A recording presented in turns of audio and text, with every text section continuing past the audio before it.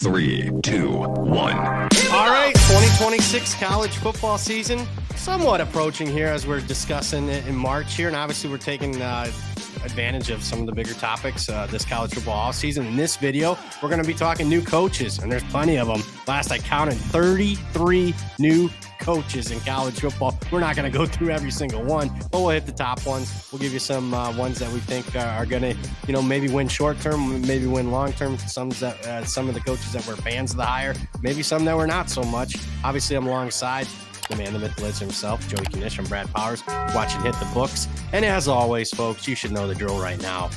We're brought to you by our friends at FanDuel. And right now, we're talking golf. It's golf season. Golf fans, the PGA season, full swing as the world's best navigate these hollowed fairways. FanDuel is here to bring you closer to every career-defining moment. There's nothing quite like the emotional journey of championship golf. And FanDuel's round betting features let you join the day-to-day moments of it all with the hole-by-hole markets like round leader, birdie counts, finishing position, and more. No need to wait till Sunday for a big win. Hello, friends. It's me at the Masters. Think you know it's how it's all going to go down? Combine your top 5 finishes into a parlay for a shot at a bigger payout. Don't forget with FanDuel, when you win, you get paid instantly. So if you're ready to play your game, you just visit FanDuel.com/hitthebooks to join now. That's FanDuel.com/hitthebooks to bet the PGA Tour with America's #1 sportsbook. Every swing can be a winner with FanDuel, an official partner of the PGA. Disclaimer, you must be 21 plus, present select states or Kansas in affiliation with Kansas Star Casino, 18 plus, present DC, Kentucky, Wyoming. Gambling problem, call 1-800-GAMBLER, 1-800-MY-RESET, call 1-888-789-7777, or visit ccpg.org/chat in Connecticut, or visit mdgamblinghelp.org in Maryland. Hope is here. Visit gamblinghelplinema.org, or call 1-800-327-5050 for 24/7 support. Massachusetts, or call 1-877-8-HOPE New York, or text HOPE New York in New York. For Louisiana, call 1-877-770-7867. We need some Masters music playing in the background. Do you bet a lot of golf?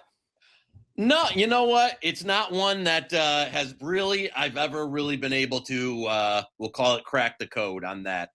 I've done a little bit of moving for it over the years, but it has not been one of those that have ever had great long-standing success with. Do you watch golf? Do you play golf? No, I listen.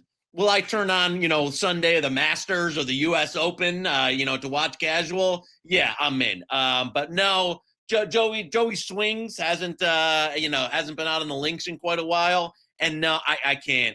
Watching golf is, akin to baseball to me. Not much there for it. How about you? I do not play. I do not watch. Although if I were to flip this screen around, I look out at my view as a golf course. Which is, I guess that's the golf that I watch, but I'm not a fan. Never been a fan. Maybe I'm a little too blue collar, but I'll watch Tiger Sunday at the Masters. Yeah, that's the only thing that would ever get me there. So, but obviously this is a college football show, and I mentioned at the top, we're talking new coaches. Whether it's Lane Kiffin to LSU, Kyle Whittingham to Michigan. I can't wait to get Knish's thoughts on that. Maybe wasn't a big fan at first, but man, he put together a good staff. And we can officially say that the grown-ups are in charge now, finally, in Ann Arbor. James Franklin of Virginia Tech I want to discuss. Bob Chesney, our favorite here on this show, been a long-time listener. He's going to UCLA. We'll talk some other ones. Speaking of Michigan, the state of Michigan's hiring a couple of coaches. How about Pat Fitzgerald coming back from his days at Northwestern after a few years off because of a scandal? He's going to take over at Michigan State.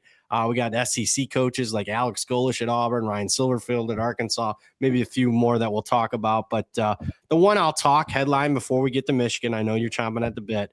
We got to talk Lane Kiffin, the LSU, the headliner of this coaching carousel circle for 2026. Obviously, some huge expectations for him. How could they not be? I mean, he quit a program that was sitting there at 11-1 and was heading towards the playoffs. Obviously, Ole Miss was able to win a couple of playoff games without Lane Kiffin with a loaded roster. He makes the move to Baton Rouge. Expectations, I think, even this year are playoffs. I mean, the win total is a 9.5. Not necessarily that I agree with that at our friends at FanDuel, but let me pose this question to you. I think it's a good hire. Obviously, Lane Kiffin, a proven winner, but I'm guessing that his tenure at LSU is going to be national championship or bust. And if I were to pose to you that national championship or bust, will Lane Kiffin succeed in LSU? No, and you know what? If you've been a long-time watcher of this show, we've kind of been on the same wavelengths of Lane, a very good coach. Is he a national championship coach? And again, the other baked-in factor is a lot of the advantages LSU had probably almost the entirety of college football have been chipped away at a little bit. Not completely gone, but the SEC now, and we've talked about this a little bit early, there are no more, it's not even like the Big Ten where you've got, 4 to 6 bottom feeders that are wins. Even the Vandies, even the Mississippi States, even the Arkansas, they're all hiring new guys and trying to win. So the days of, I got 6 free wins on my schedule and I've got nobody ever leaves Louisiana. It's just not 100% there. I think he'll have success, but as you said, is it going to be enough success from the program that, fired Ed O not long after winning a national championship? Yep. As it has moved on from coaches that have been good, not great. I do think culturally, maybe he's a better fit than Brian Kelly down there. I'll say that. But is he going to be 10, 11 wins and a national championship every couple of years? That almost seems, I don't know if it's even doable in the new college football. And I don't know if Lane Kiffin's the guy to do it. Something we'll get into as we do more and more shows. I don't know if the markets we'll see as they open up, or I know what won't have it baked in is the fan base's expectations. Are SEC fans ready for a 9-game slate? I mean, because basically a lot of those SEC teams were playing. That was an automatic win, non-conference, and now you're going to a game that's 50-50. So almost every single SEC's team's win total got cut in half by their adding them a conference game, basically, at least by a quarter. So, boy, I know there's a lot of fanfare. I think he's going to do better than what Brian Kelly did, but keep in mind, they fired Brian Kelly for basically winning 70% of his games. He'll do better than that, but the expectation is going to be national championship, what Nick Saban did, what Les Miles did, what Ed Orgeron did. And I just think it's tougher to win a national championship for Lane personally, a guy that is inconsistent, to go through a gauntlet of an SEC schedule and then have to win 3-4 playoff games. I've not seen anything in his past that tells me that he's capable of doing that, even with the most talent he's ever going to have as far as at his disposal. I'm going to say, if you pose that question to me, I'm going to go bust. I still think he'll be successful, win a bunch of games, but I'm not calling for him to win the title. And I think LSU fans think he's going to win multiple. Forget winning one title. Right. I think he's going to win multiple titles. I don't see that. He's also opened up in the last year or so. It doesn't, again, this might be 2026 in the new. He does seem very open about his personal life now, and almost like loves playing the villain role, loves the attention in that. That doesn't strike me as coach that is going to be absolutely dialed in no matter what, and nothing but football. Again, as you said, good, not great. I would be, it's like we're way out there, but I'd be looking to scoop up Lane in 4 years from now, once he doesn't win a national title here, and might prove us wrong. But also, can LSU? I mean, I think they can spend. They might be spending some of the government money a lot down there too. But are they really going to be able to spend with the absolute big dogs at the top of the sport? I don't know. I would be. Well, they did this year, but can they do it year? I mean, they're paying Brian Kelly off. I don't know. Sooner or later, it seems like a Ponzi scheme with all the money. I don't know about that state. I got a question if they're able to do it year after year after year. I mean, maybe they can do it, but I don't think it'd be on the up and up. I mean, we won't get into the weeds, but you start doing some digging on LSU and where some money's come from, and it's not great. Yeah, let's just put it that way. Let's talk some other coaches. I know everyone's been waiting, and if you're new, we appreciate you. Make sure you're hitting that like and subscribe as far as Hit the Books channel. But obviously, Knish, near and dear to his heart, is the Michigan football program. They made a change, deservedly so. As bad as all the scandal was, probably going to be for the much better the sooner they got rid of Sharon Moore. They insert a grown-up Kyle Whittingham, a man that's not going to get them, knock on wood, into any scandals. whatsoever. Proven winner, and then some at Utah, the best coach in the history of that. As far as longevity and wins in Utah history. Brings over, a really good staff. Gets his OC from Utah that did a tremendous job this past year, and then takes the BYU defensive coordinator who he has a history with. So what's your thoughts now, a couple months removed from that hire and what he's done so far at Michigan? You know what? There's a Dan Campbell when we originally got hired video I made from years ago that people still bring up to troll me every once in a while. It'll get retweeted. When the Lions have a big win. This might be the same scenario where my initial Whittingham reaction was, I think he's a little bit past his prime, and I don't think he was going to be able to bring his staff. Well, swing and a miss there, because not only did he bring his staff, but then he goes out and gets a couple of other adders, including Jalen, and that look like a really home run staff. So again, for the situation they were in, I think it was what I'll call in retrospect here, an A hire to solidify the program, to kind of get somebody who's going to be no nonsense, no drama in that, and be able to bring this staff in. I like what they did. With that said, this is going to be a little bit more relative expectations, right? Because last year, Michigan, kind of a cupcake schedule, ends up going 9-3, even with, Sharon Moore melting down. This year's schedule, much more difficult. A good team, or a good Michigan team, might only be 8-4, 9-3. So from a fan's perspective, as we just talked about with LSU, it might be the same record as last year. It might be a game worse. But the team and the program might be on much better footing. So I'll say 26 for Michigan probably looks like a let's hold serve year, and then go into 27 and try and get back to competing for playoffs and championships. Yeah, I'm going to agree with that. What's the best case scenario? 4 or 5 years, stabilizing the program, nothing embarrassing, 9-3, 10-2 type of season. Yeah, and passes it off to, one of the guys on staff. Yeah, I could see that. I also agree with your assessment of Michigan this year. I think they could be better. In fact, right now, I'm just looking at quick power ratings. I am 12th. If we're just stacking power rankings of teams across country, I think a lot of people would say that's optimistic, but you plug that power rating into their schedule, and it spits out 8-4. So again, better team, maybe worse record. So I agree with that. A couple other coaches, let's talk. Matt Campbell to Penn State. Penn State, it looked for a while there that it was going to be a really bad situation for them when they had as much time as anybody to make a hire. They end up with Matt Campbell. I think it's a solid coach, but I'll say this.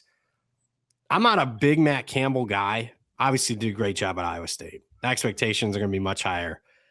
In the short term, though, I don't know if anyone's inherited a better spot than Matt Campbell at Penn State. Specifically, brings 13 starters from Iowa State with them, starters, and I think like 10 or 12 other key depth guys with them over. And then you look at Penn State's schedule, no Ohio State, no Indiana, no Oregon.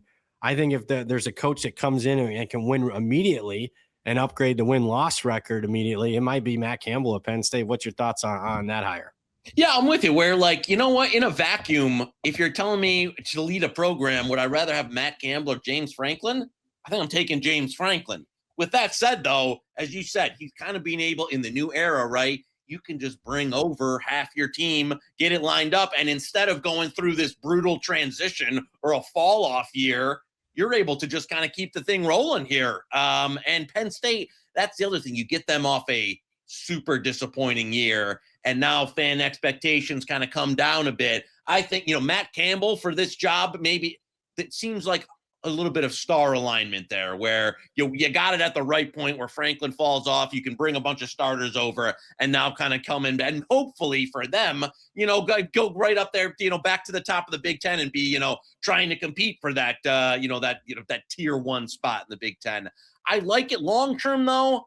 I don't know if I'm as bullish. He seems a little bit more fit for a guy that's, at one of the overachieving at a middle tier program rather than taking a elite program and getting them over the hump.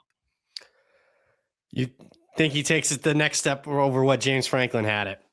No, I do not. I don't see it. If you're asking me, win-loss, win percentage, I think James Franklin will end up with a better win percentage at Penn State than Matt Campbell when it's all said and done. Yeah, I'm with you. Speaking of James Franklin, I'm saying I'm buying short-term Matt Campbell at Penn State. Long-term, I'm not a big James Franklin guy, but long-term at Virginia Tech, love this fit. I love, this year might be some pluses. You look at their schedule. I could see 7-8 wins for them this year, but I think long term, updating their recruiting profile, and I think an underrated part of the country as far as the recruiting profile, the Carolinas, Virginia, the Washington D.C. area. I think James Franklin's going to be, something that Virginia Tech hasn't had in 10, 15 years since Frank Beamer had that role in there. I like what he did as far as the portal, the incoming recruiting class. Hell, the very unique position of hanging on to the fired head coach. Brent Pry is now just the defensive coordinator. Those two have history together. I actually think that'll be a positive as far as I think it was certainly a positive. They were able to keep most of their roster as far as the frontline guys, the starters. And I also think when you talk fit, there's opportunity in the ACC. I think Miami's certainly ascending to be that program, but you mentioned it on another video, Clemson's on the descent. Florida State's in a mess. Who's that second team in the ACC as far as a program? I think it could be Virginia Tech and James Franklin. What say you? Yeah, I did. This is do you want to talk about a buy low on a program and a situation?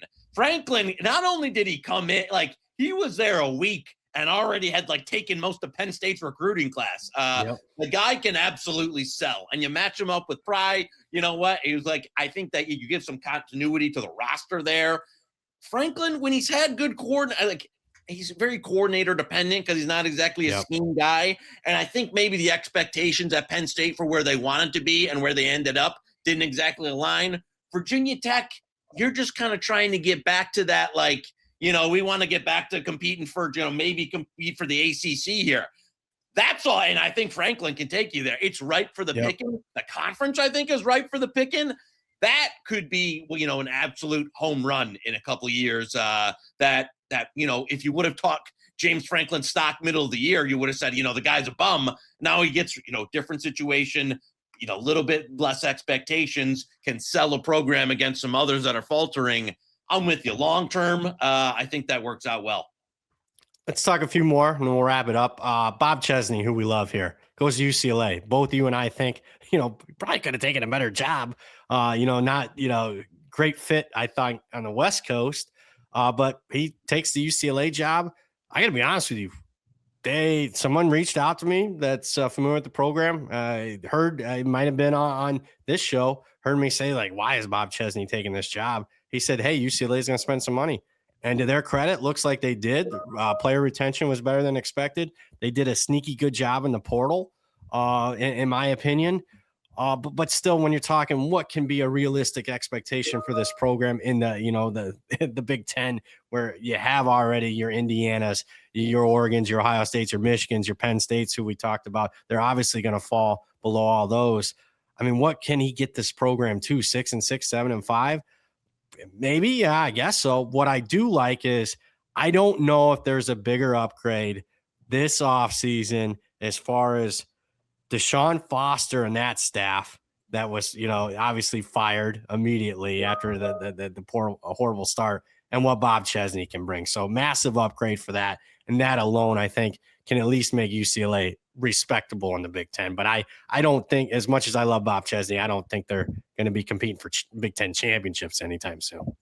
Yeah, it's a weird, because I thought the next job for him might have been the real level up job. This kind of seems like I thought he was a better fit for Penn State than Matt Campbell. Yeah. It seemed like again, you said they're going to spend some money, but what's the realistic ceiling at UCLA? Probably in that 8-win range. Maybe you make a playoff, appearance or something like that. But seems like he took the gig maybe a bit early, but we'll see what happens. But I agree with you. Huge upgrade. Is it enough to get them back into, any type of real conversation? Probably not. What? We're talking, now we round robin on a couple. Yep. Billy Napier replacing Bob Chesney, at a James Madison. I don't mind that at all. In terms of, G5 ones that can come in and hit the ground running at a program that's pretty well established. I thought that was, for a guy that, again, expectations wise didn't hit it at Florida, but now can come into a job where, things are already kind of pre-built and be more of probably an upper tier G5 coach than a Power 5 guy that's going to take a team over the top. Speaking of Florida, I like John Summerall at Florida. I know some are going to compare him to Billy Napier. You know, he was winning at a high level at the G5, but I like the staff he put together. I mean, getting Buster Faulkner from Georgia Tech. I thought Buster Faulkner was one of the young, great offense coordinators in college football. I think that was a great move. The player retention seemed to be pretty solid. I think they have an very underrated linebacker core, and I think Florida's schedule gets easier. That's one thing with Billy Napier. Yeah, was not. I mean, brutal schedules, injuries, just was not dealt a good hand. So I think on the fortune front, Summerall is walking into a little bit better spot there than what Napier had to deal with. And they're spending some money. They're opening up a new practice facility.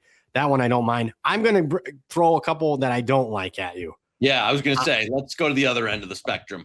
I don't like Ryan Silverfield at Arkansas. Don't think that works long term. Didn't like him at Memphis. He had the best as far as if you're just stock ranking as far as G5 teams that can spend the money in NIL. Memphis would be at the very top of the list with their FedEx deal. He had as much resources as anybody, and I don't know if anybody did the least with the most than Silverfield. Yeah, the record's okay, but I mean, boy, anytime they'd start off, he'd lose games that he shouldn't, like this past year. I am not buying him right now with limited resources compared to the rest of it. And another one that close to you that I everyone seems to love this hire. I don't. And maybe he's a better fit than Jonathan Smith culturally, regionally, but I'm not buying Pat Fitzgerald off 3 years. And after the scandal, he comes back. Keep in mind, you exclude the COVID season, which I think is legit. You could throw that season as an outlier. We've seen it a bunch of many programs. That was the outlier season in a lot of different sports. His last 3 full seasons at Northwestern, he went 7-29. Northwestern got better the year after he left. They did noticeably better. I'm not buying Pat Fitzgerald at Michigan State. What say you? You know what? I'll curveball on. I think that. I think he can come in, bring a little bit of that hard-nosed stability, and coupled with the fact, here's the real reason, that Michigan State, huge donation, rumors around that the person that donated that money basically handpicked the coach and wanted Pat Fitzgerald. So I think you'll see a little bit of, investment in the program.